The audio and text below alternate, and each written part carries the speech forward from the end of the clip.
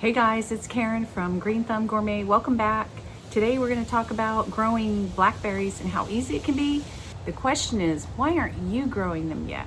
If you like blackberries, it is one of the easiest things to grow and it's very simple, very low maintenance, very low care. I'll show you how to do it today. Everybody should be growing them. They will give you the most bang for your buck out of all the vegetables and everything you could think of. You plant it, one and done. Absolutely magical. You've probably heard about pruning nightmare and how difficult and how complicated it can be, but I have simplified that myself because it can be kind of confusing. So follow me into the garden today and I'll show you how easy it can be.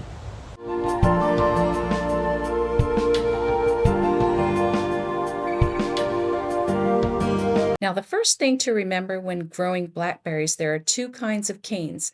Primocane is the first-year cane of the blackberry plants that grow from the root system. They're typically green and fleshy, primarily focused on vegetative growth. They do not grow fruit the first year. Floricane is the second-year cane that develops from the primocanes. These canes, they turn woody and produce fruit before they die back. The first year, which are your primocanes, they grow from the root system. They don't produce fruit in the first year. In the second year, what happens are the floricane, are the primocanes from the year before, they become floricanes, and then they produce fruit and die back after that harvest. They will not produce fruit again. So I'm showing you an example of my blackberry bushes, some of them. This woody part that has the bud coming out, that's going to be an example of a floricane. That's last year's primocanes that did not fruit. And this year they're getting the buds on it fairly early. That's why I really need to get out here and do that and get it pruned back. But the new primocanes for this year haven't really come out yet. But see how these are all look dead and they're gray and you can snap them right off. They have no life. Those are your dead ones. And so you can actually see the buds from where the berries were last year. Those are not going to produce again. So those are going to be the floricanes from last year. They will not produce fruit anymore. So those are the ones that I want to get rid of. They look very dead, and you can see when you look closely that they have no signs of brown or green. They're just really dried up and old looking. So those are the ones I'm going to concentrate on getting rid of. And you can see the buds are starting already to come out on the floricanes from this year. And those are going to be the more greenish, brownish branches. And the new shoots from this year will be bright green because they'll be brand new. That's how I distinguish the difference. This is going to be the example of a floricane right there. And this other little one right here, this tiny one, that's a new shoot that came out already. That's going to be a primocane. That will not fruit this year. It's going to have to grow up and mature. And next year, I'll get fruit from those. So you can see how it's all bunched together here at the bottom. I'm going to be snipping off the old all the way down. I'm gonna snip it down all the way back to the soil level, and I'm gonna leave the little tiny green one here. And the only ones I'm gonna get rid of are the ones that have a grayish tint to them that do not have any buds on them. If you have any doubts, you can actually wait till your tree does start budding a little bit in the spring and then cut off the old shoots. It will strengthen it. These right here will have to go, that I'm showing you. And you can tell they're old and they have the buds at the end a lot of times where the berries were. That can help you distinguish which ones to get rid of. It's kind of a tangled mess, but all these are old from last year that I'm showing you. And I'm going to cut them back at the bottom so that it will give the plant most of its energy will go towards the new shoots that will be coming out. That's why it's super important to do this in very early spring, as early as you can.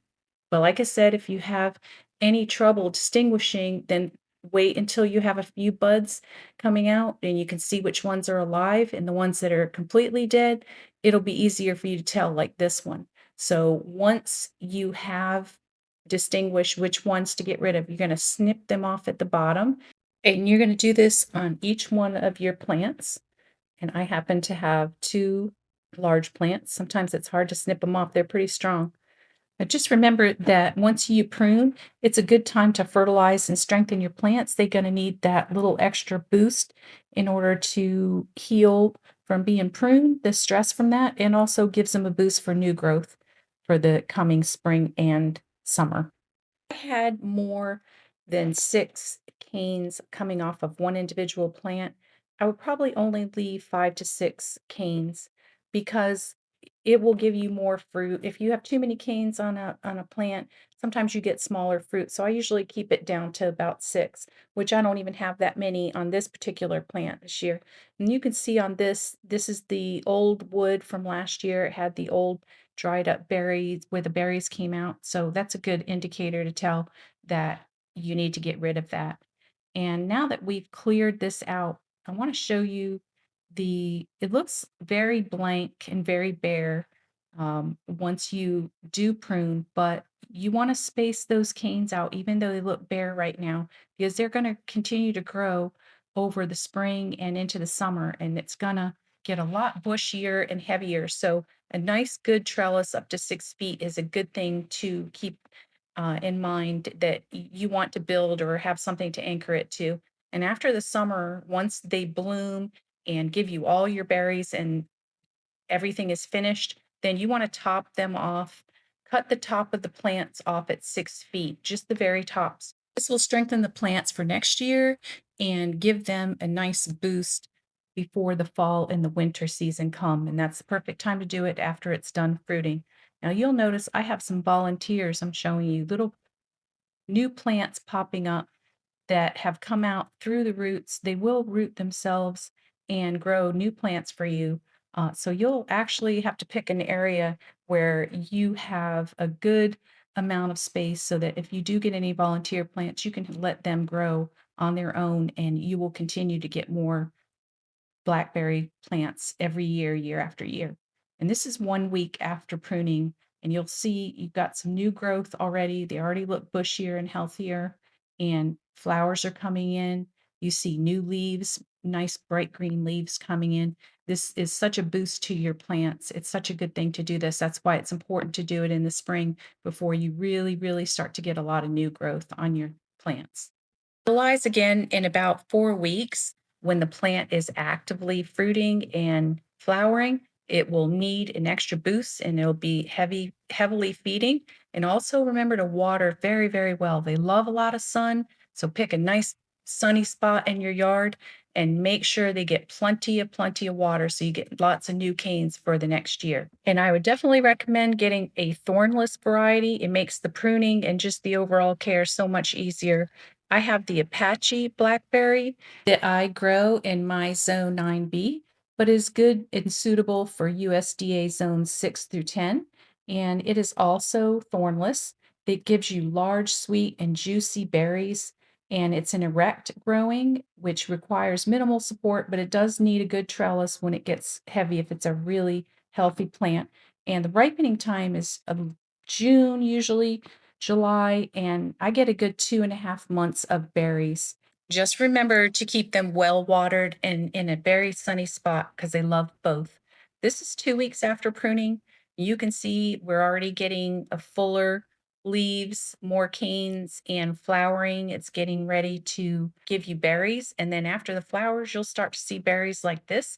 This is when they're not ripe, and this is when they start to ripen. And when they are fully ripe, they'll be a dark purple or a black color. Just remember to try to choose disease-resistant and thornless varieties to make your blackberry growing experience much, much more pleasurable.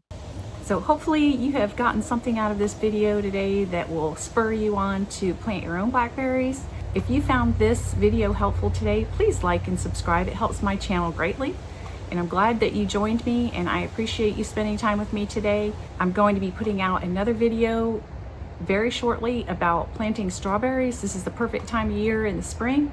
I'm kind of doing a series of berry videos to show you that it doesn't have to be intimidating. There'll be some wins, there'll be some losses, but in the end, you will get some of those prized berries that are so expensive and so delicious, and you'll get the satisfaction of growing them yourself.